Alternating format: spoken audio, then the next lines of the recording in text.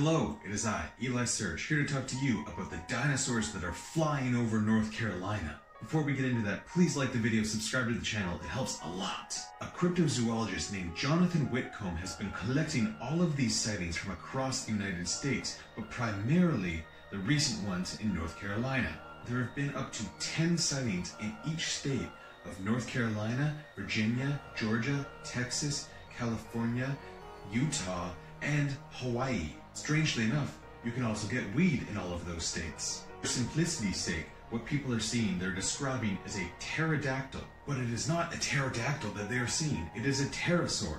A pterodactyl is a subspecies of a pterosaur. Other subspecies of the pterosaur are the pterodon and the osterodactylus. There are a lot more, but I struggle just to say those two. This new pterosaur that they're seeing, they decided to call the ropin. Despite the headlines, the pterosaur is not a flying dinosaur. It is a flying vertebrate reptile. And pterosaur is actually Greek for winged lizard.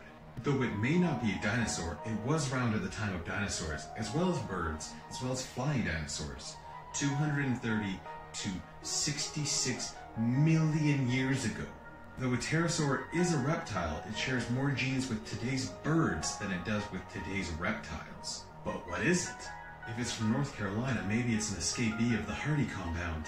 Whatever they're seeing in North Carolina, they say that it is 20 feet tall with a 10 to 20 meter wingspan, an enormous pointed beak, and a point on the top of its head to act as a vertical stabilizer. It has thin, bony wings, much like a bat, bird-like feet, and a very long tail with a spade at the end of it. The most recent sighting was by a woman named Cynthia Lee, who is a veterinarian technician in Raleigh. She's had 3 separate instances with the animal. The first while growing up, she saw it overhead while playing outside at her grandma's house. The second, much more recently, January 4th of 2020 to be exact. She described as what she saw that day as having no feathers, so it could not be a bird, an enormous wingspan, a long tail with a diamond-shaped bulb at the end of it, and a crested head. But that isn't even the most recent time she's seen it.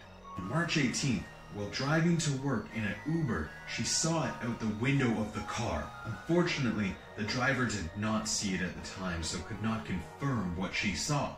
Even a professor of evolutionary anthropology from Duke University said that this was possible, that pterosaurs were flying over North Carolina. I mean, he followed it up by saying it's only this much more possible than unicorns, but it's possible. All I know is that North Carolina is turning into the land before time, and I'm about to take my little feet out there for a trip. But until next time, I'm Eli Surge. Do not believe reality.